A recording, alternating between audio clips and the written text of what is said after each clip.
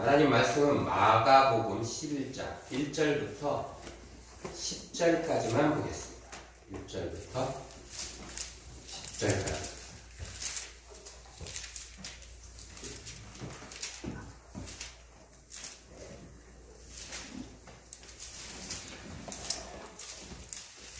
찾으셨나요?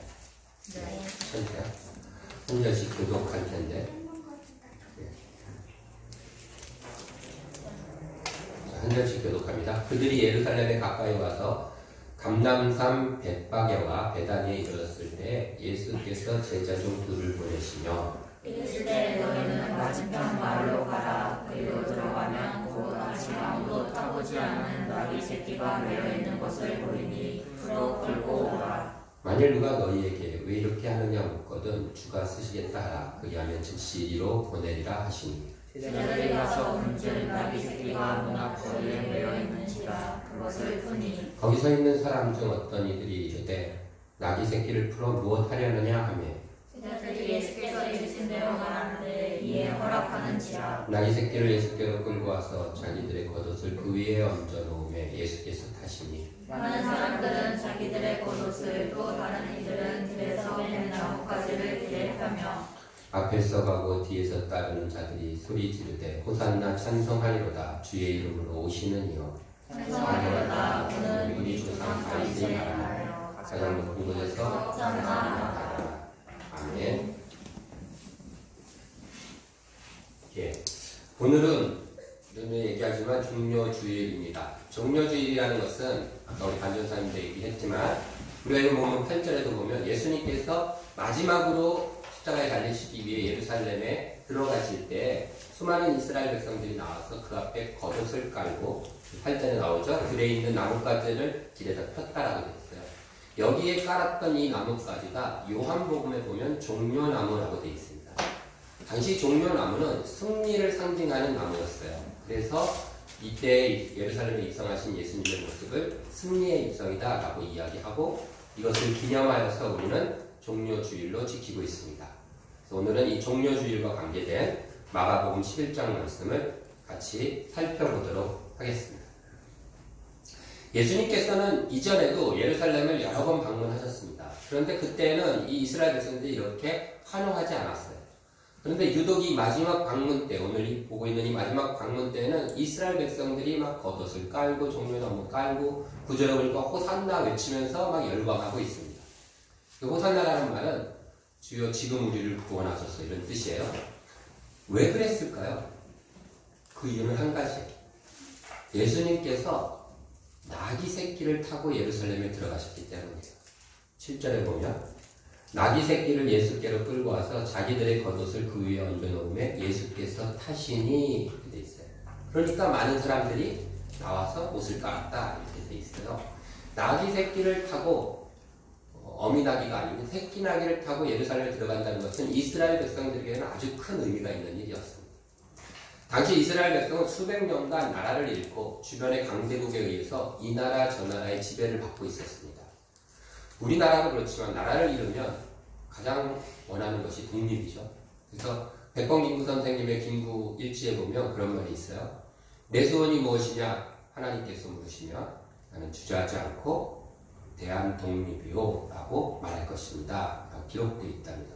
근데 그때는 백범김구 선생님뿐만 아니라 이 땅에 많은 사람들이 그랬어요. 그리고 예수 믿는 사람들도 그것을 놓고 하나님께 기도하면서 또 독립운동의 선봉에 섰었죠. 이스라엘 사람들도 마찬가지예요. 수백 년 나라를 잃고 살아오니까 그들의 소원은 독립이었어요. 그래서 그것을 놓고 하나님께 기도하고 부르짖으면서 수많은 독립운동을 하고 있었습니다.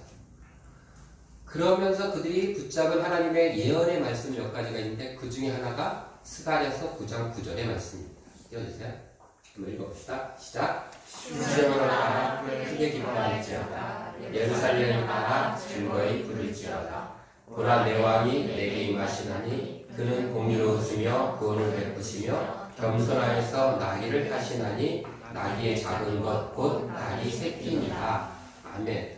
예루살렘에 구원자가 왕이 오시는데 모습이 어떻대요? 나귀 새끼를 타고 온다는 거예요. 그래서 나귀 새끼를 타고 예루살렘에 입성하는 분은 하나님이 보낸 메시아다라는 생각을 갖고 있었어요.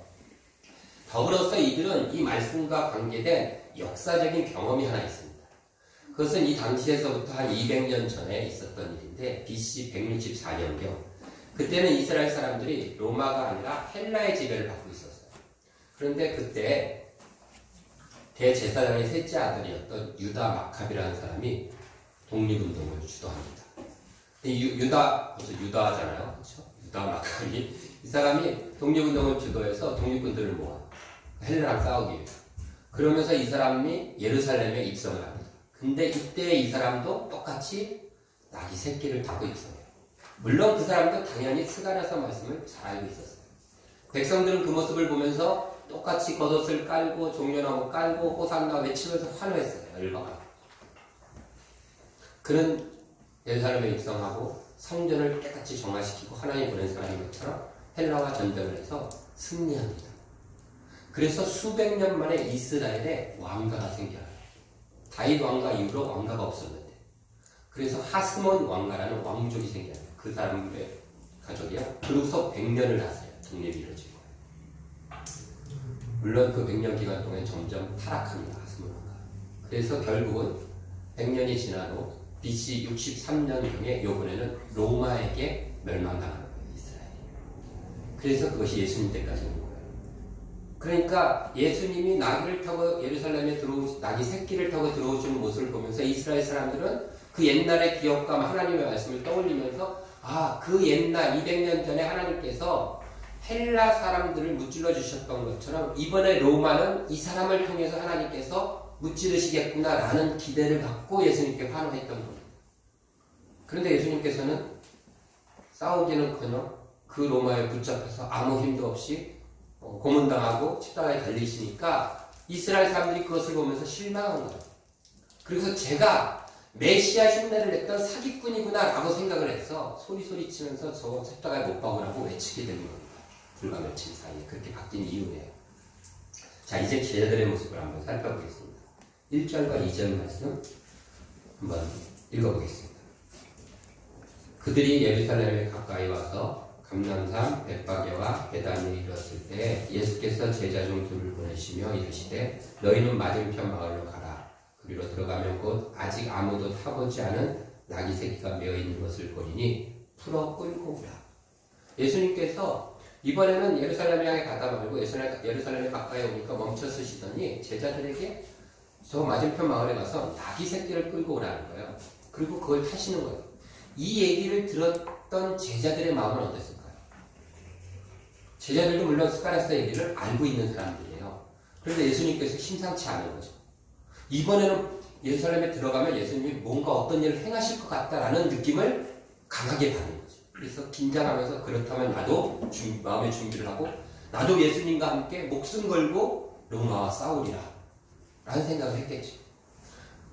더더군다나 이 제자들은 예수님이 누군지를 알았어요. 예수님의 기적을 경험한 사람들이에요. 예수님은 아무것도 없는 빈 들판에서 5,000명, 7,000명을 먹이셨어요. 결정적으로 죽었던 나사로를 살리셨어요. 여러분, 전쟁에서 중요한 게 뭐죠? 식량과 병사예요. 예수님과 같이 있으면 식량 걱정은 할 필요가 없어요. 아무것도 없는 데서 먹이시잖아요. 병사, 죽은 자를 살리시는 분이에요. 그러니까 목숨 걸고 내가 이분과 함께 독립을 이루리라 싸우리라 하고 제자들은 결단과 각오를 하고 예수님을 따랐던 거예요. 그래서 베드로가 그 말을 한 겁니다. 예수님께서 마지막 최후의 만찬 때 예수님께서 제자들에게 그래요. 오늘 밤 너희들이 다 나를 버리리라. 그랬더니 베드로가 소리쳐서 얘기하잖아요. 주와 함께 죽을지언정 나는 주를 버리지 않겠습니다. 이 말은 진심이었어요. 근데 어떤 의미냐면 내가 주님과 함께 오늘 밤 로마 병사와 피 터지게 싸워서 목숨이 잃더라도 나는 주님 혼자 놔두고 나 혼자 살겠다고 도망가지 않겠습니다 라는 의미였어요. 그러니까 사실이었죠. 그럼 베드로뿐만 아니라 그 당시 모든 제자들의 마음이 그랬어요. 이런 것을 살펴볼 수 있는 것이 누가복음에 나오는데 여러분 누가복음 22장을 한번 펴보세요.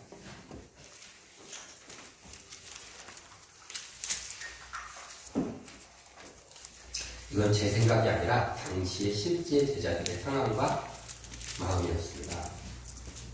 누가복음 22장 36절. 예수님께서 베드로의 3번 부인하실 것을 이야기하신 후에 그리고 나서 하신 말씀입니다. 36절 같이 한번 읽을까요? 시작. 이르시되 이제는 전대에 있는 자는 가질 것이요 배낭도 그리하고 검없는 자는 겉옷을 팔아 살지어다. 예수님 뭐라고 그랬어요? 제자들한테 이제는 칼을 사라는 거예요. 옷을 팔아서라도. 이 말씀은 진짜 칼을 사라는 말씀이 아니에요. 그렇죠? 너희들이 하나님 말씀에 버무려 몸을 단단히 신앙으로 단단히 무장하라는 의미였는데 제자들은 액면 그대로 알아들었어요. 근데 전쟁을 앞두고 있으니까 진짜 칼을 사라고 하시나 보다라고 알아들어서 38절에 그 말을 듣고 제자들이 하는 이야기입니다. 읽겠습니다. 그들이 여짜오되 주여 보소서 여기 검 둘이 있나이다. 예수님께서 칼을 사라 그랬더니 예수님 여기 검이 2개 있는데 이걸로 모자랍니까? 오늘 밤 싸우려면 검이 더 있어야 됩니까? 라고 얘기하는 거예요. 그랬더니 예수님이 그 말을 듣고 뭐라고 그러시냐면 뭐라 그래요? 대답하시되 족하다. 아니 그거면 됐어 라고 얘기하시는 거예요. 그러니까 제자들은 정말로 싸울 준비를 하고 있었다. 이런 관점에서 가룟 유다의 그 배신을 한번 살펴보면요. 또 이해가 가요. 요한복음에 보면요. 이렇게 되어 있습니다. 최후의 만찬을 하면서 예수님께서 그랬죠. 너희 중에 하나가 나를 팔리라. 그때 제자들이 이 긴박한 순간에 판다 그러니까 누가 배신자가 생기나 보다 생각을 했어요. 수근수근거리다가 베드로가 사도 요한의 옆구리를 붙여갖고 물어봐봐 그래요. 사도 요한이 예수님께 딱 기대하고 주님 그게 누굽니까? 내니입니까? 막 물어봐요. 그때 예수님께서 내가 떡을 떼어서 이 조각을 주는 자가 누가 그러셨어요. 그거 다 긴장했겠죠. 떡을 딱 찍어가지고 누굴 주냐면 가룟 유다를 주셨어요. 그러면서 예수님이 무슨 말을 하냐면요. 내가 하는 일을 속히 하라 그러셨어요. 그 정도 되면 우리 같으면 어이구 잘못했습니다. 이 사실 정상 아니에요. 내가 하는 일을 속히 하라 그러면서 떡을 떼어 주신 거예요. 근데 그 밑에 30조 바로 밑에 뭐라고 되어 있냐면요. 유다가 그 조각을 받고 곧 나가니라. 그러니까 유다는 이렇게 생각한 거예요. 내가 예수님을 팔아서 로마 병사를 예수님 앞에 이 무리 앞에 데리고 오면 그때서야 전쟁이 팍 시작되겠구나. 그럼 나는 그 전쟁을 시작되게 하는 그 역할을 내가 하는 거구나 라는 생각이었어요. 그러니까 예수님께서 내 일을 속히 하라 그랬더니 그 일을 지금 빨리 하라는 걸로 알아듣는 거예요. 그러니까 그 조각을 받고서도 내가 배신자입니다 잘못했습니까 아니라 이거 빨리 해야지. 그래서 곧 나가서 예수님을 팔러 병사들을 끌고 온 겁니다. 그리고서 로마 병사들이 겟세마네 동산에 있는 예수님과 무리들 앞에 왔어요. 그리고 유다가 예수님을 팔자 우리가 지금 펼쳐있는 게 누가복음 22장이죠. 49절 보세요. 같이 읽어보겠습니다. 시작. 그의 주위 사람들이 그 된 일을 보고 여짜오되 주여 우리가 칼로 치리까 하고 로마 병사를 유다가 와갖고 예수님을 잡으려고 딱 맞부딪히니까 옆에 있던 사람들이 일어나고 주님 지금입니까? 돌고 싸우면 됩니까? 칼을 들면 됩니까? 라고 물어본 거예요. 그랬더니 바로 50절에 그 중에 한 사람이 대제사장의 종을 쳐 그 오른쪽 귀를 떨어뜨린지라. 이 사람은 베드로예요. 성질 급한 베드로가 벌떡 일어나서 제사장의 종을 칼로 자르는 겁니다. 그러니까 일촉즉발의 상황이 벌어지고 있는 거예요 지금. 그때 예수님께서 이것까지 참으라. 그리고서 묵묵히 끌려가십니다. 제자들은 이게 뭔가 했을 거예요. 뭔가 정말 목숨 걸고 해보려고 했다가 여기서 우리가 진지하게 생각해 봐야 할 것이 있습니다. 이스라엘 사람들은 예수님께서 나를 위해서 무언가 해주실 것이다 라는 마음을 갖고 예수님을 따랐습니다. 반대로 예수님의 제자들은 내가 예수님을 위해서 뭔가 해야 되겠다 목숨 걸고 라는 마음으로 예수님을 따랐습니다. 그런데 예수님은 이 두 가지를 다 거부하셨어요. 왜 그러셨을까요? 더더군다나 이것은 오늘날 우리가 갖고 있는 믿음의 마음과 비슷하지 않습니까? 우리도 그렇잖아요. 우리도 하나님 앞에 나올 때 하나님이 나를 위해서 뭔가 해주시기를 바라고 나와요. 당연하죠. 왜요? 하나님은 우리의 왕이고 우리의 구원자이시기 때문에 또 우리가 소원하는 것들을 하나님 앞에 갖고 나와서 이루어주시기를 바라고 부르짖고 기도하잖아요. 우리가 계속 살펴봤듯이 예수님은 너희가 내 이름으로 무엇이든지 구하라 그러면 이루리라 라고 말씀하셨어요. 그러니까 우리가 소원하는 것들 하나님께 내 하나님이고 내 구원자고 내 주인이니까 주인님께 구하는 거 요구하는 거 당연한 거예요. 그건 틀린 게 아닙니다. 더불어서 그런 마음과 함께 우리 속에는 예수님이 말씀하신다면 예수님이 일이라면 내가 목숨 걸고라도 하겠다라는 마음이 있잖아요. 예수님이 어떤 일을 맡겨주신다면 내가 정말 그 일을 최선을 다해서 최고로 이루어내리라라는 마음이 우리 속에 있어요. 제자들과 같이. 근데 왜 예수님은 그런 제자들과 이스라엘 백성의 마음을 거부하셨을까? 두 가지 이유가 있습니다. 그거 살펴보고 마칠 건데, 첫 번째는 우리 아까 단전서가 얘기했듯이 그들의 방식이 틀렸어요. 우리가 하나님 앞에 지금부터는 조금 정신을 집중해서 잠깐만 잘 들으셔야 돼요. 우리가 예수님은 우리의 왕이십니다 라고 우리의 구원자이십니다 라고 얘기하는 것은 예수님께서 우리를 한날 한시에 구원하는 분이십니다 라는 얘기가 아니에요. 예수님은 우리 모두의 구원자이십니다 라는 얘기는 예수님은 우리 한 사람 한 사람 나의 구원자가 되고 여기에 한 사람 한 사람의 구원자가 되시기 때문에 예수님이 구원하신 한 사람 한 사람이 모여 있으니까 결국 예수님은 우리의 구원자가 되십니다 라고 고백하는 거예요. 예수님은 우리 왕이십니다 라는 얘기도 예수님은 나의 왕이고 여기 한 사람 한 사람의 왕이시니까 그 예수님을 왕으로 모신 한 사람 한 사람이 모여 있으니까 예수님은 우리 왕이 되는 거예요. 우리가 은어라고 합심해갖고 오늘부터 예수님이 우리 왕이야 이렇게 뽑은 게 아니라는 거예요. 예수님께서는 한 사람 한 사람에게 관심을 가지고 계세요. 한 사람 한 사람의 요구와 한 사람 한 사람의 필요를 채우시는 분이지 어떤 단체나 집단이나 나라의 요구에 응답하시는 분이 아니에요. 왜요? 예수님은 한 나라의 왕이 아니라 온 세상의 왕이시기 때문에 그래요. 그래서 온 세상에 있는 하나님의 백성 한 사람 한 사람을 귀하게 여기시고 한 사람 한 사람에게 관심이 있으시고 우리 교회 예배도 마찬가지예요. 우리의 찬양을 받아주옵소서라고 할 때는 우리가 동시에 똑같은 찬양을 하니까 받아주셔서가 아니라 여기에 모여있는 한 사람 한 사람이 하나님 나의 찬양을 받아주옵소서 진심으로 찬양하고 또 한 사람 한 사람이 찬양할 때 그렇게 진심으로 찬양하는 한 사람 한 사람이 모여있는 그 우리의 찬양이기 때문에 우리의 찬양이 하나님께 드려지는 거예요. 우리의 예배가 은혜스럽고 은혜를 받는다는 것은 그래서 여기 있는 한 사람 한 사람이 하나님 앞에 은혜 받고 한 사람 한 사람이 예배를 통해서 하나님의 얼굴을 볼 때 우리 예배가 하나님의 얼굴을 보는 예배가 되는 겁니다. 오순절 성령 강림이 임하였을 때 같은 자리에 임하였지만 성경은 분명히 기록합니다. 각 사람의 머리 위에 성령이 임하셨다고. 그러니까 성령이 임한 각 사람들이 모여있기 때문에 그 모인 자리에 성령이 임했다고 얘기하는 거예요. 이해되시나요? 이것이 틀렸던 거예요.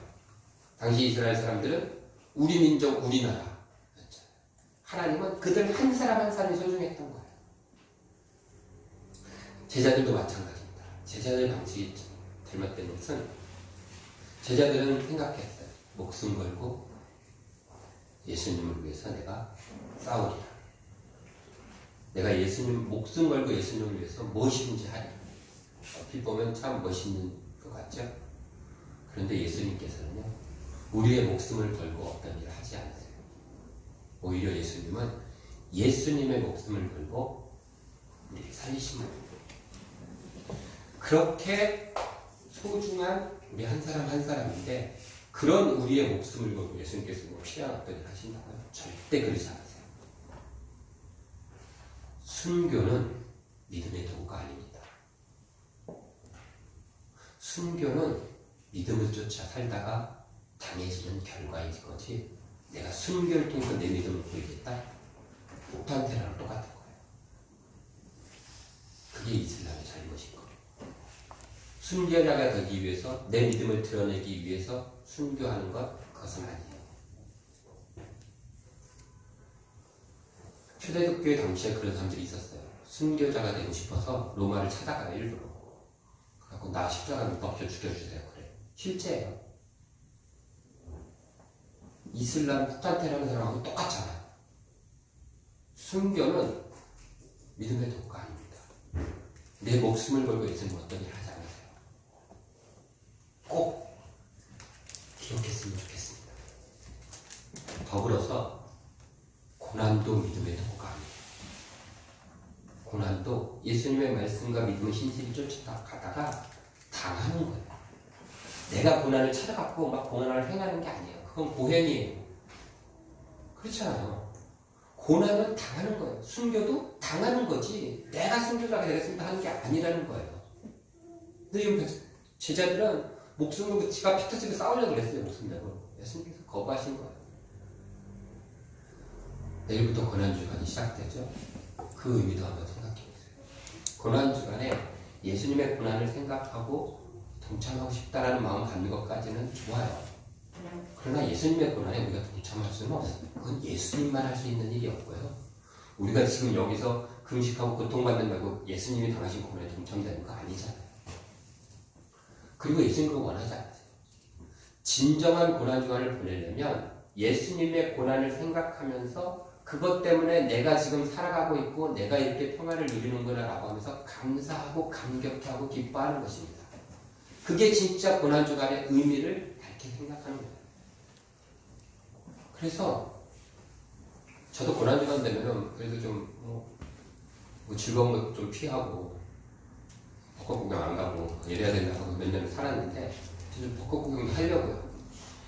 하면서 내가 하나님의 예수님의 고난과 십자가의 그 은혜로 내가 이렇게 아름다운 꽃을 보고 이렇게 아름다운 세상을 누리고 있는 거 감사드리고 감격해 하고 기뻐하고 이것이 진짜 그리스도의 고난을 기억하고 고난주간을 살아가는 일이 아닐까 생각합니다. 하나님 향한 열정만 드러날 뿐이죠. 하나님 향한 믿음은 하나님의 뜻을 행할 때 나타나는 거예요. 여기서 두 번째 그 잘못된 이유가 있습니다. 하나님 이런 방식이 틀렸고 하나는 그들이 하나님의 뜻대로 행하지 않았어요. 그런데 중요한 것은 이런 거예요. 하나님이 분명히 하나님의 뜻이 무엇인지 밝히 말하셨는데도 불구하고 하나님의 뜻과 정반대되게 기대했다는 거예요. 하나님께서 나귀 새끼를 타고 하나님의 메시아를 보낸 다음에 그곳에서 무엇을 할 것인가에 대해서 아주 밝히 말하셨어요. 어디서 말하셨냐면 아까 스가랴 9장 9절 읽고 있죠? 이어서 나오는 9장 10절을 띄워주세요. 같이 읽겠습니다. 시작. 내가 에브라임의 경고와 예루살렘의 말을 듣겠고 전쟁하는 활로 끊으니 그가 이방 사람에게 화평을 전할 것이요 그의 통치는 바다에서 바다까지 이르고 유브라데 강에서 땅끝까지 이르리라. 아멘. 하나님께서 예수님을 나귀 새끼를 태워서 예루살렘에 입성하신 다음에 뭘 원하셨다고요? 이방 사람에게 화평을 전할 걸 원하신 거예요. 로마의 이방 사람이었던 로마인과 칼 들고 싸우기를 원하지 않으시고 화평을 전할 것을 원하셨다. 오히려 하나님께서는 병고와 말과 활을 끊어버린다고 했어요. 전쟁하는 것들을 끊어서 전쟁이 안 일어나게 하는 걸 원하신 거예요. 그게 하나님의 뜻이었다고요. 분명히 기록해 두셨어요. 그 말씀과 함께. 그러니까 예수님께서 그곳에 들어가셔서 로마 병사와 싸우는 것은 그들에게 화평을 전하는 하나님의 뜻과는 정반대되는 일이었어요.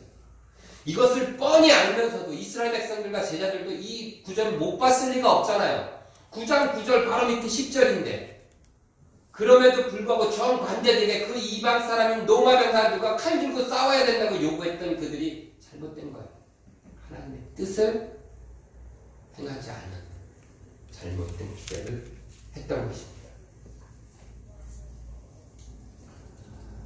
고난주간에 우리가 해야 될 것도 이것이 아닌가라는 생각이 번뜩 들었어요. 제 회사에서 다 괜찮은데 딱 한 명이 다 그렇죠. 저를 마음을 조금 어렵게 하는 사람이 있어요. 근데 이 사람이 하루 종일 저하고 같이 일하는 사람이에요. 저하고 동갑인데 그 사람은 왜 제가 어렵냐면요. 사람 괜찮은데 말하고 행동하는 게 굉장히 무례해요. 제 입장에서 볼 때. 그래서 저가 되게 무시당하는 것 같기도 하고 되게 막 기분 나빠지게 말하고 행동해요. 그러라고 한 건 아니에요. 그 사람은 몰라요. 자기가 나한테 그렇게 하고 있다는 것도 모르는 것 같아요. 근데도 불구하고 그래요. 말 한마디 행동하는 거 하나. 그래서 마음이 상할 때가 많고 좀 짜증스러운 말을 할 때도 있는데 고난주간에 제가 결심했습니다. 이방 사람에게 화평을 전하겠다. 그래서 제가 이 한 주간은 특히 일을 안 놀고 내가 그에게 그 사람 불교 신자거든요. 완벽한 이방 사람이죠. 그 이방 사람에게 제가 화평을 전하겠습니다. 여러분들 주변에도 이방 사람들 있으시죠? 예. 고난주간 예수님의 고난의 의미를 생각하고 또 거기에 대해서 감사하고 감격하시면서 동시에 예수님이 그 예루살렘 성에 들어가서 하셨던 일, 이방 사람들에게 화평을 전하는 일을 함께하는 저와 여러분들이 되었으면 좋겠습니다. 기도하겠습니다. 하나님, 오늘은 종려주일 말씀 살펴보았습니다. 예수님은 우리 한 사람 한 사람을 사랑하시고 우리 한 사람 한 사람을 소중히 여기시는 분이십니다. 그 예수님이 나의 왕이기 때문에 우리의 왕이십니다. 또한 예수님은 우리의 목숨을 가지고 어떤 일을 하지 않는다라는 것을 다시 한번 살펴보았습니다. 우리가 예수님을 목숨 걸고 사랑하는 것은 옳은 일이지만 그것은 주님을 또 주의 복음을 성실히 따르다가 우리의 목숨까지 놓아야 한다면 주저없이 내어놓겠다라는 의미입니다. 주님의 뜻이 무엇인지 하나님의 뜻이 무엇인지를 늘 잊지 않고 마음에 새기며 살아가는 우리들이 되게 하여 주옵소서. 예수님의 이름으로 기도드립니다.